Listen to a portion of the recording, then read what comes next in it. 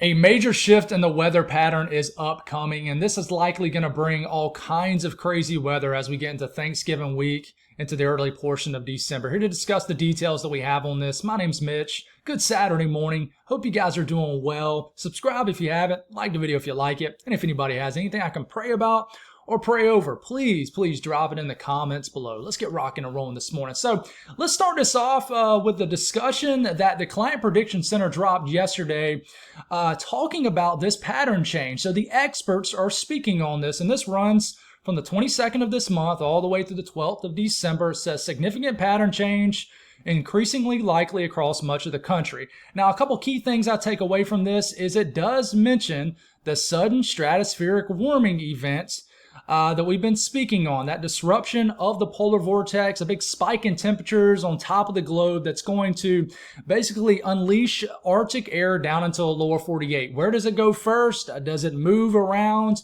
That's what we're here to discuss in this video. So it's always cool when they talk about what we've been speaking on leading up to the current time frame, right? Because it kind of backs up what we've been talking on so much. So if you want to pause this, read the discussion, go on ahead. But let's start off in the beginning stages of this time frame. November 22nd through the 28th. This is the 8 to 14 day temperature outlook.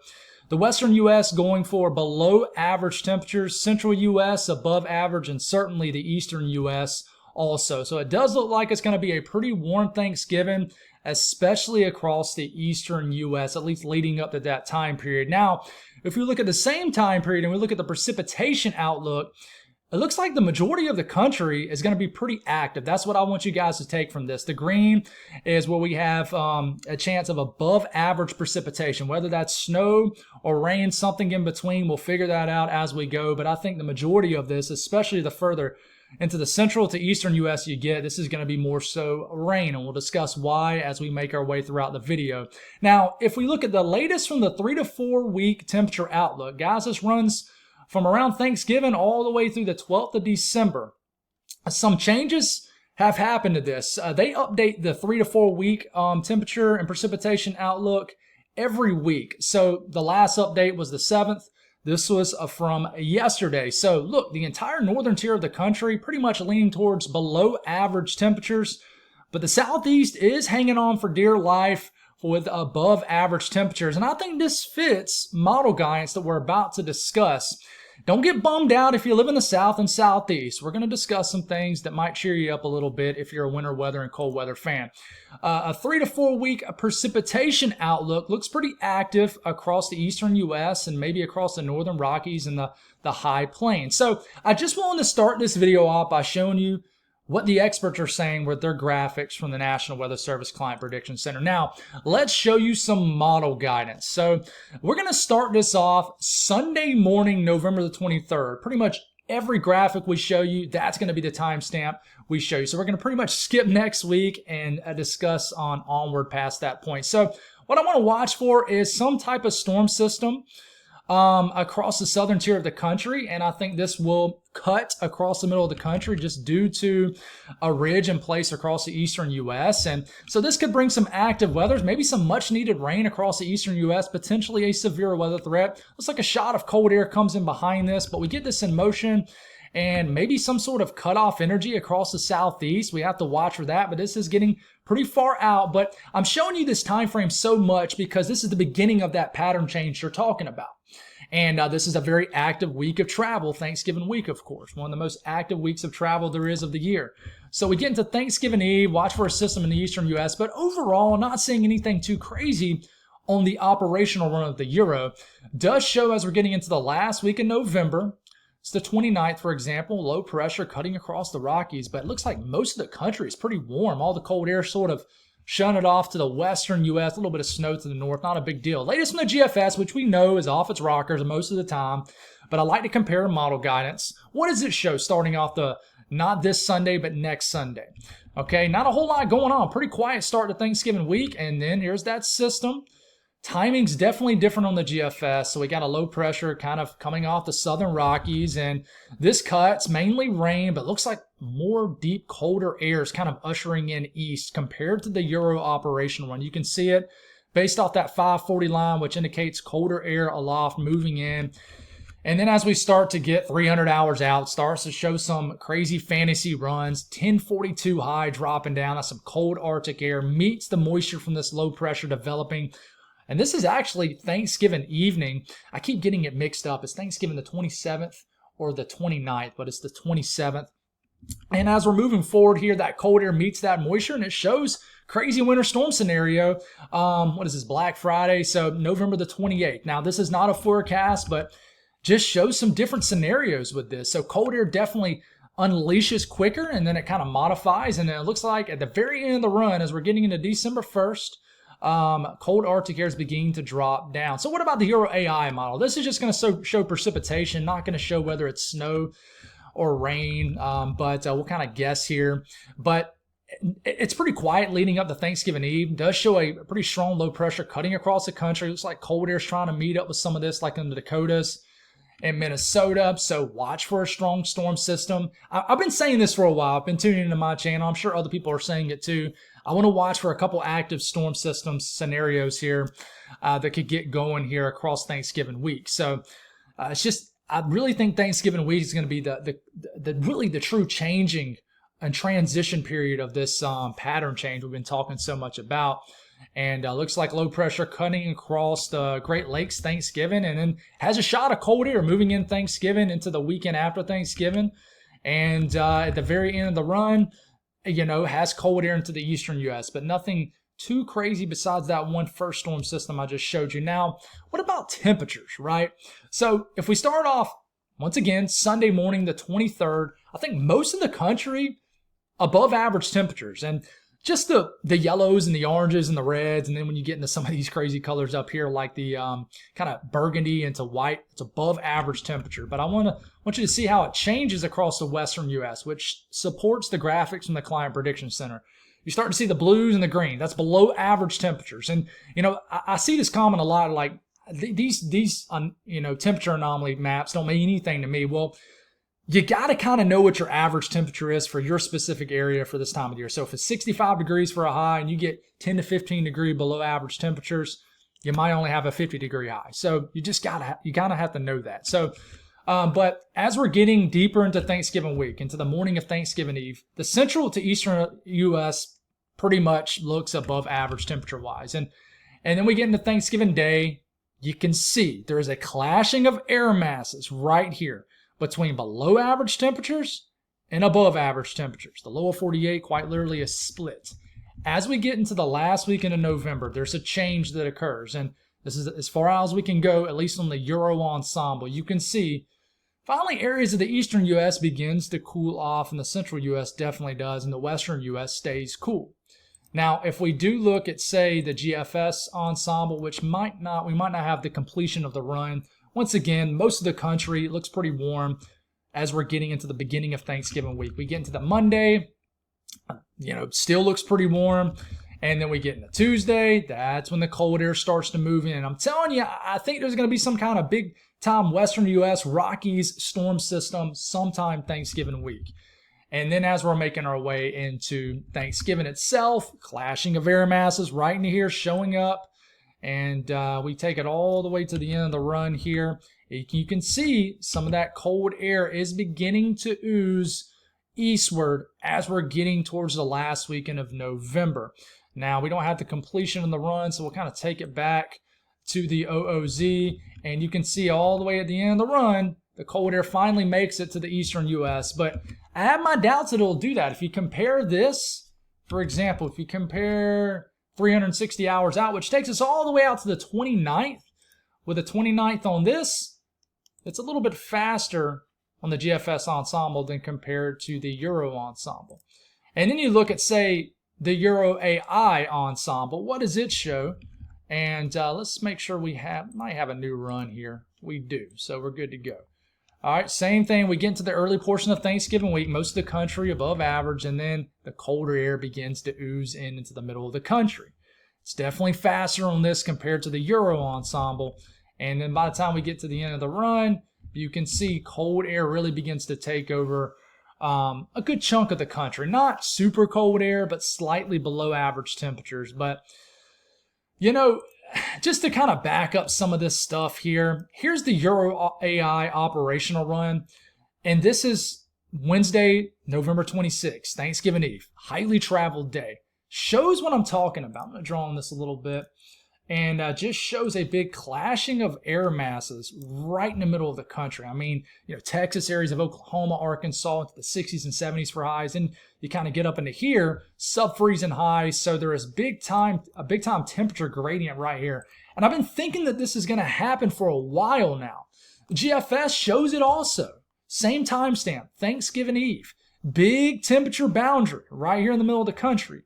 The Euro operational run, a little bbit different. Doesn't want to sink that cold air south as fast as the Euro AI and the GFS, and it might be completely right. We know that the Euro is king. It's historically the best model to look at. Now extending this into early December. Everybody's talking about December. It's going to be a December to remember.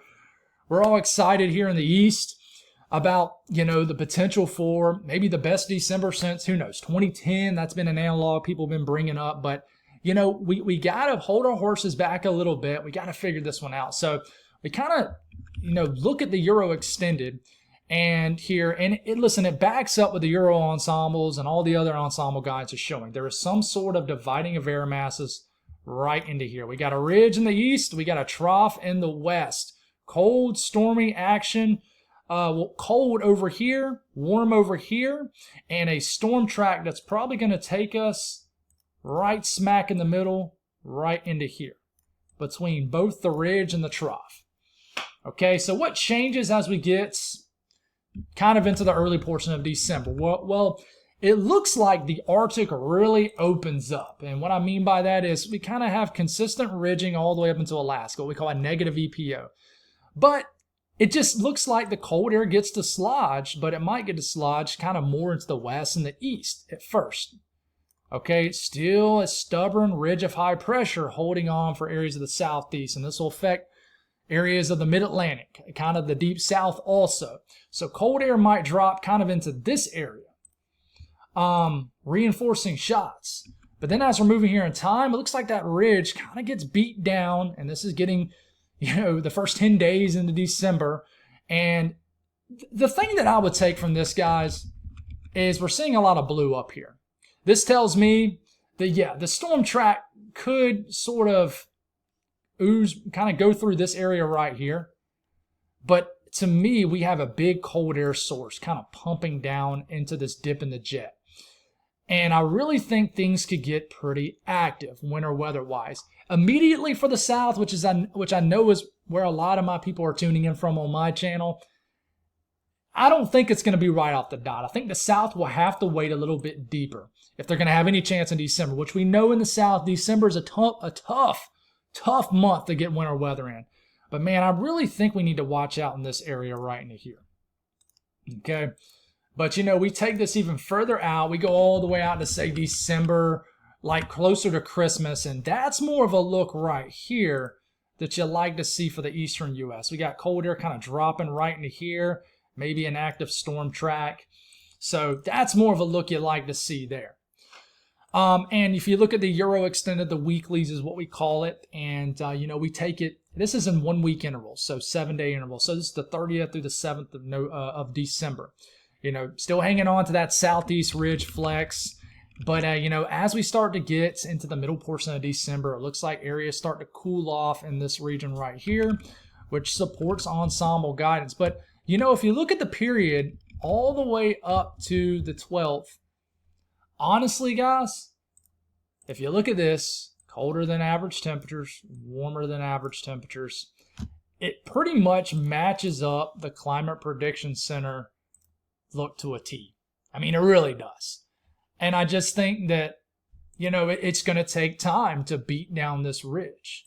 Now, as far as that snowfall signal, the western U.S., I think, is going to begin to score. Now, whether you're going to get snow in the lower elevations like Seattle, Salt Lake City, and I know Salt Lake City isn't necessarily super low elevations, but for western U.S. standards, like Denver, Boulder, things like that, I think some opportunities could materialize, especially in Denver, places like that. But the western U.S., and this isn't a forecast, guys, this is a 32-day snow technically, this is how much it's thinking it's going to happen, but look at this as a signal. Okay, now you work your way into the central U.S., you can see, like, check this out. You can see how it's kind of starting to go like that.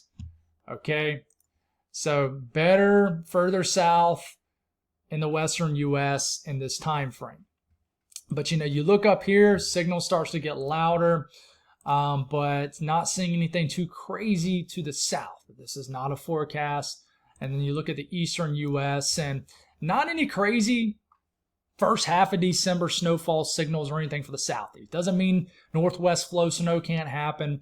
But, if we do extend this, watch what changes for the eastern U.S. We extend this past Christmas, and you can see there is a bit of a change here. See that? So we'll see. Okay. But one thing that we're pretty confident in, and we've talked about, is the warming, the sudden stratospheric warming event that's going to occur on top of the globe in the Arctic region. So what I want you to take from what you're seeing here is the reds, the whites, browns. That's above average temperatures, way up in the upper levels of the atmosphere. I'm talking about way up above the Arctic region. So we get a sudden warming event, and this dislodges cold air down into the lower 48. So it warms up here, dislodges cold air down here. Okay, that's about the simplest way you can put it. All right, so we know that's going to happen. I mean, it even discusses it here, right there.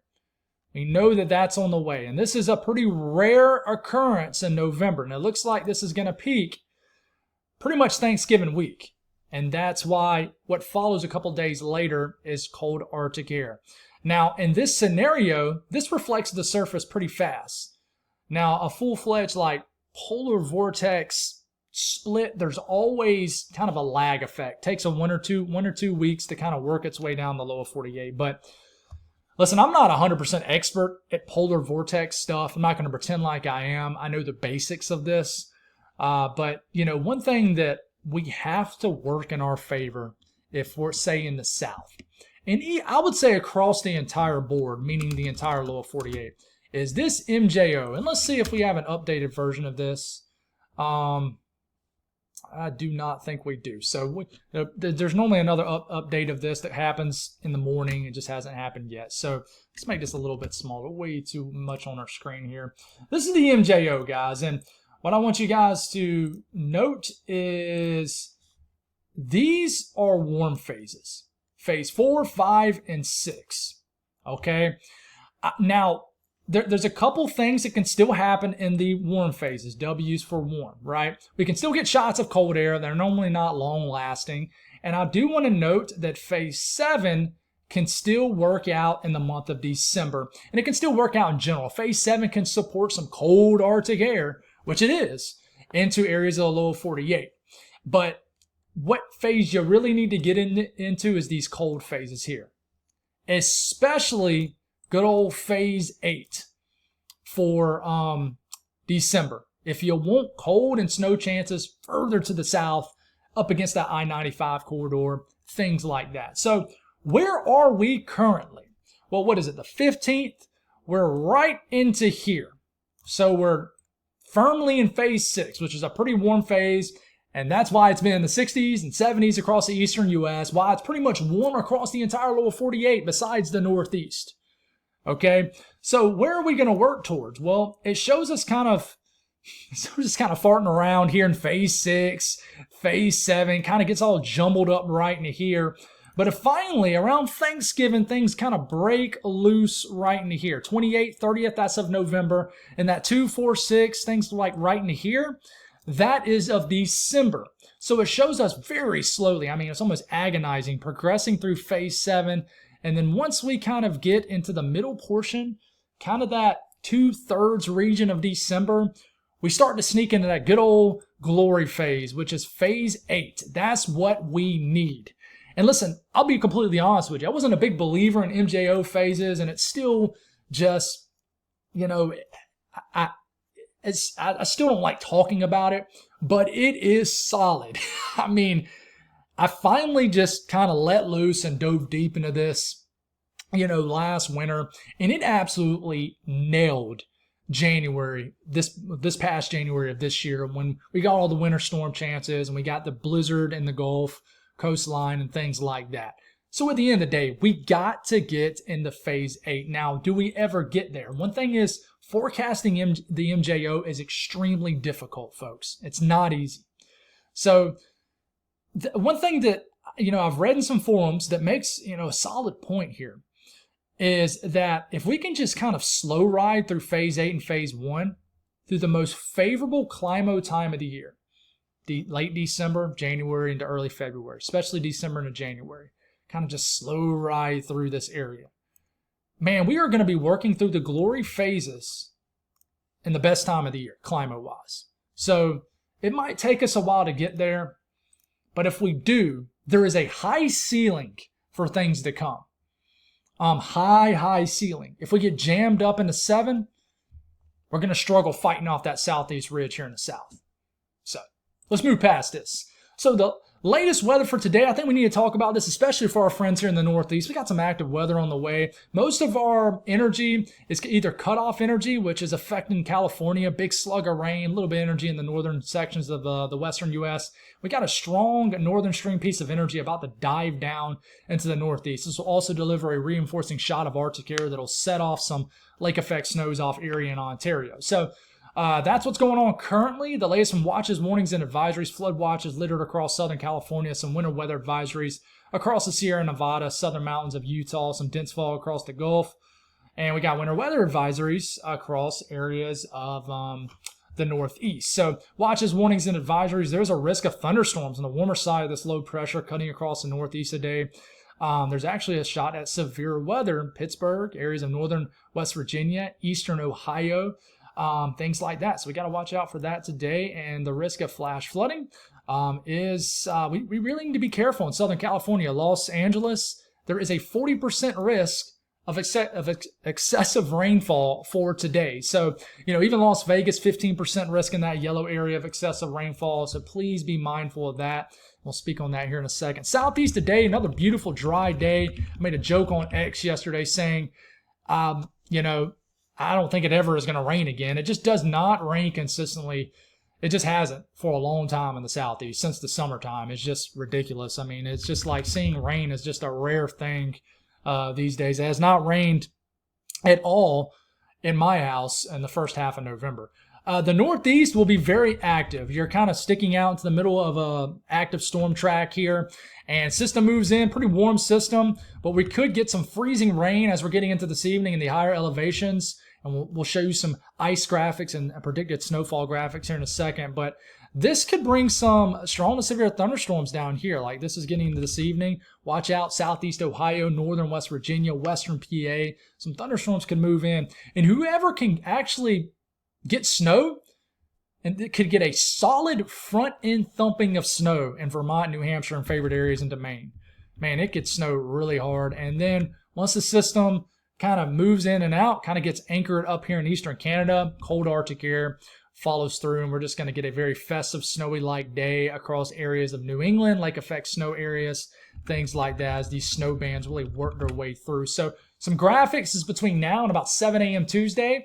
Hey, forecasting some pretty decent snow amounts across these areas. And I say decent, this is pretty decent for a relatively warm pattern. But a few inches of snow up here. Pause the screen if you need to. We go on up here to Buffalo, and Buffalo could get a trace of snow, a little bit of snow south of Rochester and the Finger Lakes area. Tuck Plateau could get maybe over 6 inches of snow between now and 7 a.m. So, like I said, always pause the screen if you need to. And then checking out northern, kind of the Adirondacks area of New York and then Vermont.